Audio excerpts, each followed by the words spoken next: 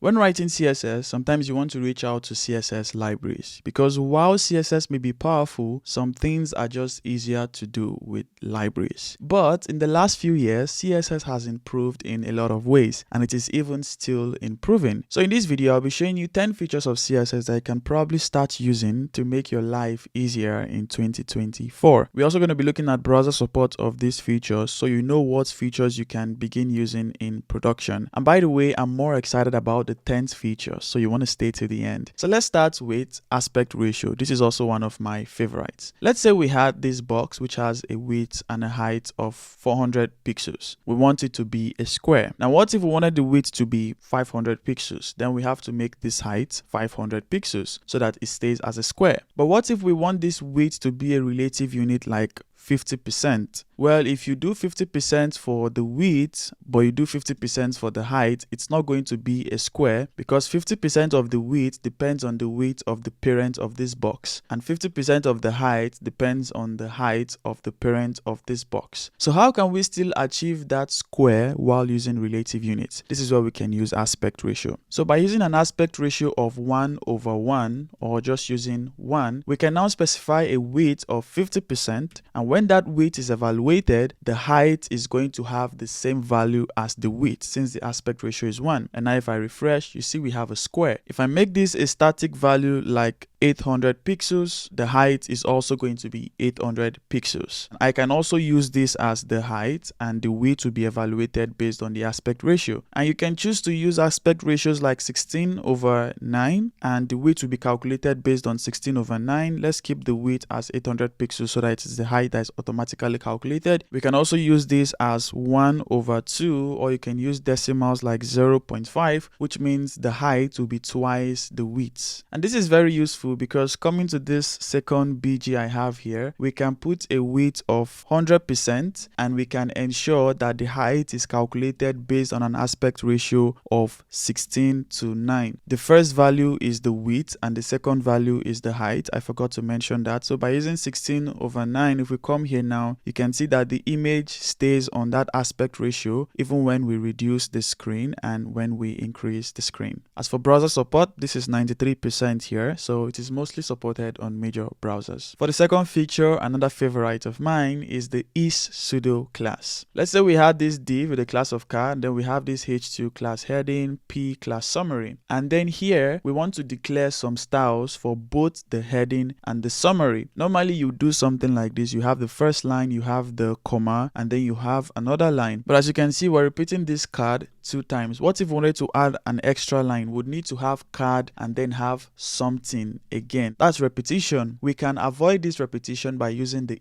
pseudo class. And how do you go about that? So I can come here and say card, have my space, then I have is, and then I can pass the heading and the summary. So what this means is that if a heading or a summary is a child of a card, it's going to select them. And then I can have more here. I can have dot something or any other thing that is a descendant of this card. And now if I should come here and refresh, you see we have the same thing. Let's put a color of orange so you can see that this actually works. With the color of orange, you can see the heading is orange and the summary is also orange. You can use the pseudo class in many interesting ways. For example, here we have this button, we have the hover, and then we have the focus pseudo class. Well, instead of repeating ourselves like this, we can instead do dot fancy button is, and then we can use the hover pseudo class and the focus pseudo class. So with the pseudo class, you can combine other pseudo classes, and I can have this here. And if I comment this and I refresh this, you see that the button is still doing the same thing. As for browser support, the pseudo class is over 96%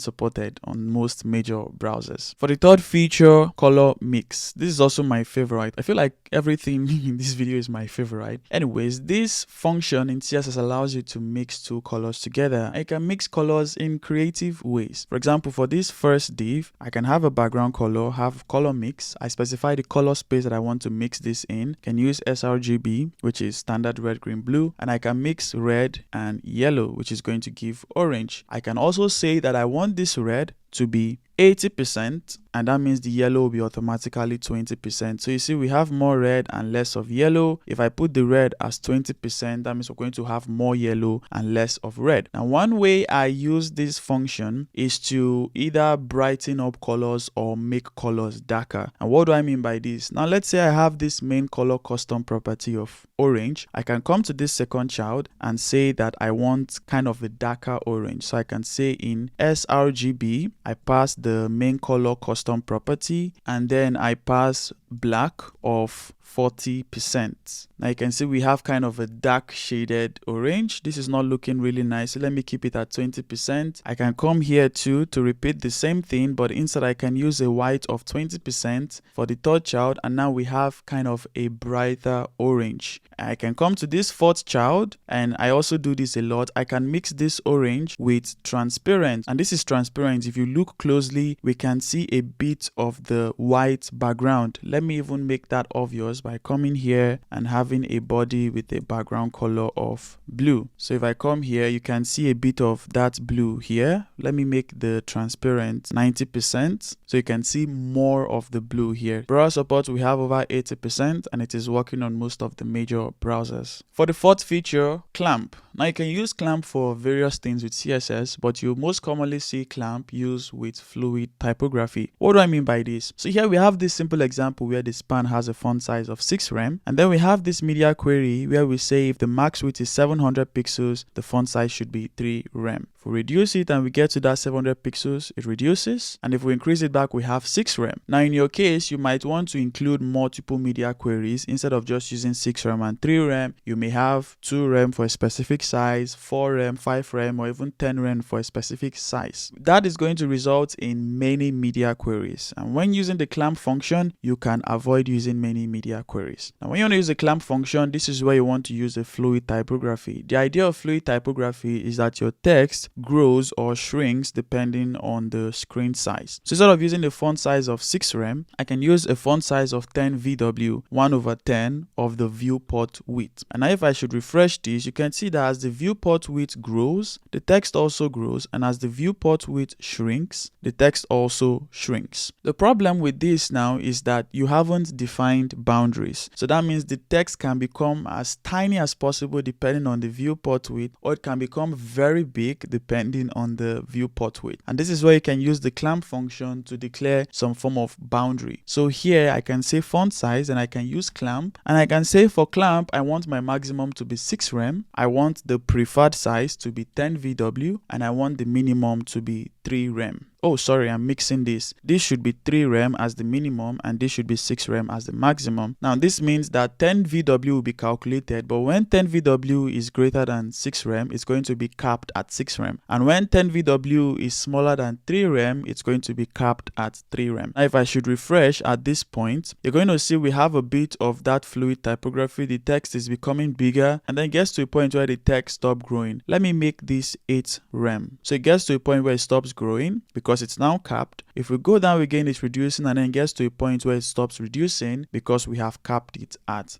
3 rem. Now I have a full video where I went into more detail on how the clamp function works. I'll link it below so you can check out more examples of how it works. Let's talk about browser support. You can see over 95% of browser support, and it is supported on most major browsers. Moving on to number 5, container queries. You have probably heard about this recently because it's been gaining a lot of attention because of how powerful it is. So let's say I have this example on the right, and let me put a display none on this box for start. Let's say we have something like this. We have an image, and then we have this text, and both of these are part of this info div. Now when you reduce the width of this screen, it gets to a point where the size of the text no longer looks nice. Now let's put this in a device emulation mode so we can see this clearly. So now I want to say that maybe when it gets to 1000 pixels, we want to reduce this text. Now you might think use a media query. So here we can have a media query where we say max width 1000 pixels, then we select the P and we'll make the P font size of 1 rem. Initially the font size is 2 rem. Now 1000 pixels, you can see that the text has now reduced in size, and this looks nicer than it was before. But here is the challenge. Let's say I make this box visible. Now, when this box is visible on the left, this is what happens. You can see now that at this point, this text big is not nice. You want it smaller because it's already colliding with the image. But what we have done is target the viewport at 1000 pixels. So until this gets to 1000 pixels in width, that text is going to stay that way. So if we keep going until we get to 1000 before it actually gets smaller. So because we have set our media query for the viewport, it doesn't matter what you have on the left or on the right or around it until that viewport is met before our styles are going to kick in. But what if we want to sort of isolate our media query for this container instead of depending on the viewport? And this way you can use container queries. I'm going to make a separate video where I dive deeper into how container queries work, so I might not go into so much detail on this. But here we have set a container name of info, we have set a container type of inline size, and this is how we tell CSS or the browser that we want to query the dimensions of this element. And then when we have this, we can come down here and we can now declare our container query. So we have our container query and the container name that we want to target this query to, and now we can have a max width of 600 pixels and we have our style here. What this means is that when this P has a parent container with a max width of 600 pixels, then this is going to kick in. And now if I should refresh, because this container is already less than 600 pixels, our styles have kicked in and we have that font size of 1 rem. If I make this bigger, now it's more than 600 pixels. We can investigate this. If I should highlight on the div info, you can see that the div info currently has a width of 626 pixels. But once the div info now has a width of 591 pixels less than 600 pixels, our styles have kicked in and we now have this. And as you can see, this is very useful because let's say we made this info a component that we want to use in multiple places. You can use it safely in multiple places without having to depend on the viewport, since our query is targeting the element itself and its dimensions. For browser support, we have 67%. So this is one of the features that I'm kind of sad and still waiting for full browser support, because it's very useful, but using this in production might affect some of your users. So maybe if you want to use this, you then have to provide a fallback. Moving on to part 6, text wrap balance. I also love this one, although the browser support is not fully there yet, but it doesn't matter, and I'll explain why it doesn't matter. Now what you see here is that this text is not really balanced. It doesn't look balanced. Here you have 4 words, 2 words, 2 words, and 1 word. Now one way you might want to solve this is to put a text align of center. This doesn't really solve it, but it makes it look less obvious that it's not balanced. Another way you might want to make this look better is to maybe increase the width of the H2. So maybe if we put 500 pixels, it looks kind of balanced, although you have 1 word standing alone here, but it doesn't look that bad. But again, you might not always want to put a text align of center. Maybe you want a text align of left. Now this clearly looks unbalanced. Now how do you solve this?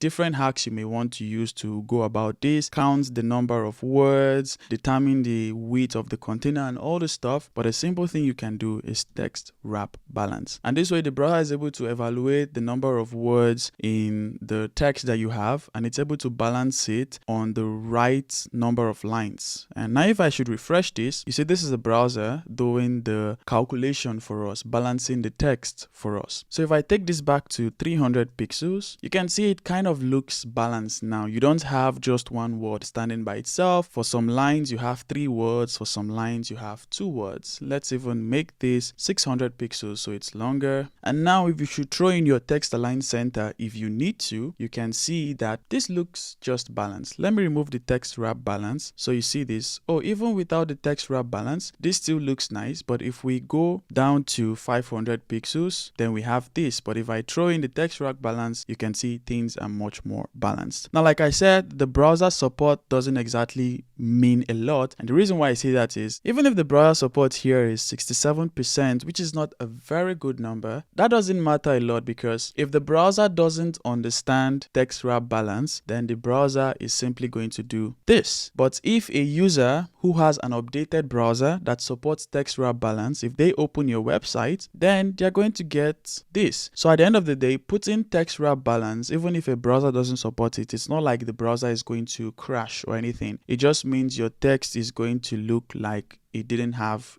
a balance. Moving on to the 7th feature, which is also kind of a simple one, is flex gap. Why is this a useful feature? Now let's say you have some items in your flex container. Here we have 5 items. If I remove this margin right of 50 pixels, by using justify content of space between, everything is spread in the container. But the problem with this is that if I should reduce my screen, you can see that the items do not have any gap between them, so they can actually be together. Here I have a flex wrap of wrap. Let me turn that off for now. You can see that there is no gap between each of the items. Now one way you might want to do this is to add a margin right. And now you are going to get that gap between the items. But the problem here is that this one has a margin right of 50 pixels, same with this, same with this, same with this, and same with this. And that is why even if you have a justify content of space between, this last item does not touch the edge because of that margin right. If you change this to margin left, well, this right item now touches the edge, but because this first item has a margin left, you now have this space here. Now one way you might want to solve this is we can now say that if a div is not the last child, then apply the margin right of 50 pixels. So now I can comment this one, and in this case it means that this one has a margin right, second child to third child, fourth child, but the 5th child, which is the last child, does not have that margin right. You might think this would solve your problem, but now if we should put a flex wrap of wrap, it means that when the items now wrap to the next line,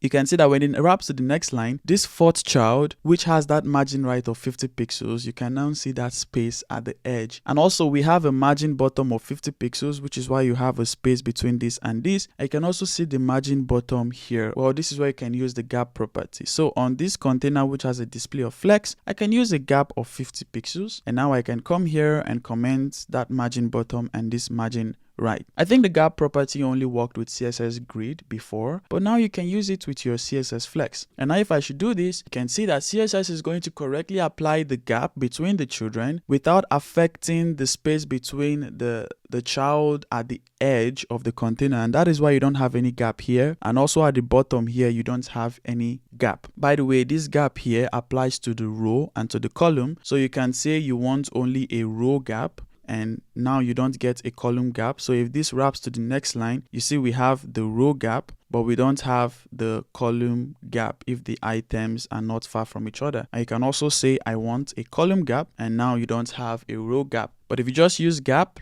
like this, it's going to apply to the row and to the column. Let's check browser support. Well, the gap property for the flex layout, that's almost 95% supported in most of the major browsers. So I think that looks good. Now let's go to number 8, the has pseudo class. This is also one of my favorites. This pseudo class allows you to style a selector when that selector has another selector. What do I mean by this? Now let's say we have this input, which is part of a form. If we go down here, we can see form input button. Let's say we wanted to style this form when this input is in focus. Now you can probably use some hacks or some JavaScript to achieve this, but the has pseudo class makes this even easier. Here we can say if the form has an input child element in the focus state, then we can now style the form. This form should have a background color of 333 like this, or let me use CCC. So now if this input becomes in focus, you can see that the form is styled. Let me make this more obvious by putting a border color light blue. When this input is in focus, you see our border of light blue. You can even do something like, let's say the input is invalid, we'll have a border color of red. So now if I should come to this input here and I put type of email, and let's say I type a wrong email, you can already see that the form is red because the input is invalid. But if I put a valid email, the form no longer has that red. Let's see another interesting way you can use the has pseudo class. Now let's say I have these divs here, and the way these divs work is that if you hover on a div, it has a scale of 1.2, but then the siblings of that div, which is the divs that come after that div, they would have a scale of 0.5. Now what that means is if you hover on this, you can see that the two siblings, the divs that come after the first div, they have that scale of 0.5. But if if you hover on this one, you can see that only the right sibling has that scale of 0.5. But I also want the left to have the 0.5 when you hover on the second. And also when you hover on the third, you want the first two to also have that scale of 0.5. This way you can use the pseudo class. By the way, this is the general sibling combinator, and I have a video where I explain the different CSS combinators. I'll leave a link below, you can check that out. So with the pseudo class, I can say if a div has a sibling div in the hover state, then I also want to apply my scale of 0.5. Instead of repeating myself, I can just take this from here and put it down here. And this way, if you hover on this, you can see that the left sibling also has that scale of 0.5 because the left sibling has the second sibling in the hover state. And same thing if I hover on this one, you can see that the first two now have that scale of 0.5. You can use the pseudo class in many other interesting ways, but the idea is simple. A selector has another selector style this selector. This is one of those pseudo classes that I have been waiting so long for full browser support. Well, it's currently at 89%, which is nice. I think a couple of months ago it was at 70 or even less. So it's currently at 89, supported on most major browsers. So I think you can also start experimenting with this and creating a lot of interesting designs with this pseudo class. Moving on to number 9, inset. You know how you have margin bottom, margin left, margin right, and margin top, and you have the shorthand margin for all of these properties? Well, this is the part that the inset property plays for the top, bottom, left, and right that you have in CSS. Now, let's say we had this container here, and then we had this after pseudo elements. I have a video on before and after pseudo elements, by the way. I'll leave a link below if you're interested in checking it out. But let's say I have a width and height of 100% here. Now I have my after pseudo element like this. I can now do a top of minus 20 pixels and a left of minus 20 pixels, and it works like this. Well, like I said, the inset property is a shorthand for top, right, bottom, left. So I can instead do inset top 20 pixels. As for right, I'll just give it auto. As for bottom, I would give it auto. And then as for left, I would give it minus 20 pixels. So it follows the same syntax with your margin or your padding: top, right, bottom, left. And now I can comment this, and you see we still have the same result. So you might want to use this like this, or you might just want to use the shorthand like this. But looking at this is not a great example where you can actually see the power of the inset property. So let me show you where you can actually see this property very useful. Here I can remove my width and my height of 100%. Now, do you know that for an absolute element, when you do top 0, bottom 0, left 0, and right 0, it's almost like you're doing width and height of 100%. So if I do this, you see we still get that same result. But then you can be even more creative with this. So instead of doing top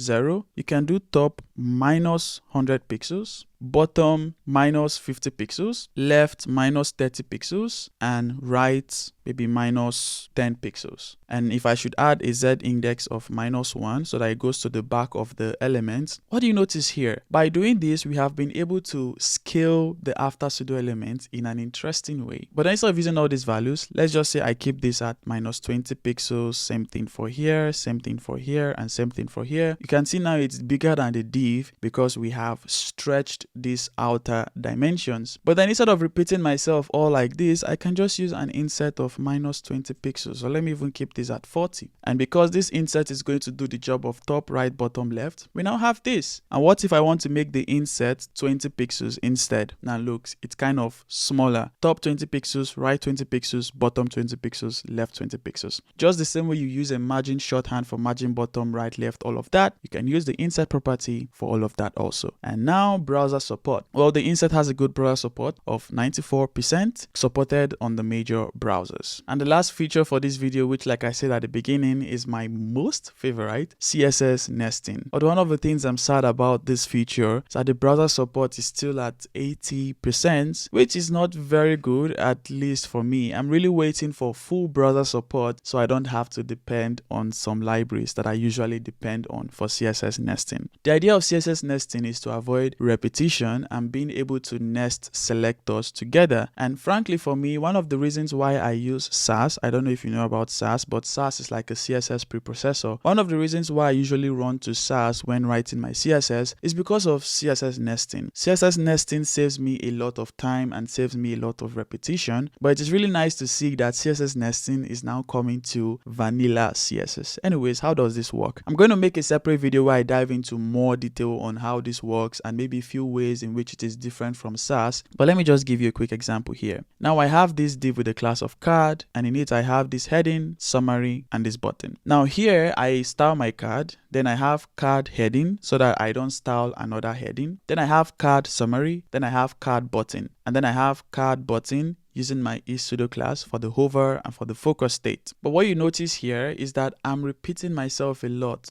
.card, .card, .card, .card. And there are different ways I can avoid this repetition, but with CSS nesting, I can make this look a lot better. How does this work? Now let's say I have the same variation of this, but instead I have a class of card2, which is this down below. Now what I can do here is, let me copy this. Now I can come here and say card2 should have a padding of 20 pixels and a border of this, but then instead of doing card2 then heading like this, I can simply just come inside card2, have this ampersand, and then have heading like this. So this ampersand is going to represent this card2 here. So it's going to be like I almost did card2 heading like this. Now I'm avoiding some repetition. So for this heading, or let me even copy all of this from here and paste it here. So now I can come here and replace this .card with ampersand, can replace these two with ampersand. By the way, I want some space before the summary because I want card2 space dot summary, not card2 dot summary directly. Same thing for you. Ampersand goes here and ampersand goes here. This way I've avoided a lot of repetitions, and let's say I need to change this from card2 to some other class. Since these other classes do not change, this is still going to work fine. This is going to replace this ampersand here. So I can take this back. And now if I should refresh, I'm going to have the same thing. Oh no, I don't have the same thing because I changed this class. All right, now I should have the same thing. You have this button with this hover. You have this button with this hover. If you focus on this button, you have the same thing. If you focus on this button, you also have the same thing. Like I said, this is my most favorite. I usually run to Sass for this, but once this is fully supported or supported to a very great extent, I don't think I would need Sass that much again. But anyways, these are the 10 features that I wanted to show you in this video, and I hope you have been able to see some of the interesting ways that CSS is now easier to write without depending on any libraries out there. Let me know what your favorite of all these features is in the comment section below, and also let me know if there's any new feature you have discovered in CSS recently that you have been using a lot which has improved your development experience. I'll also be leaving links to videos in the description below where I dive deeper into each of these features. Now, as the next video I'd love you to check out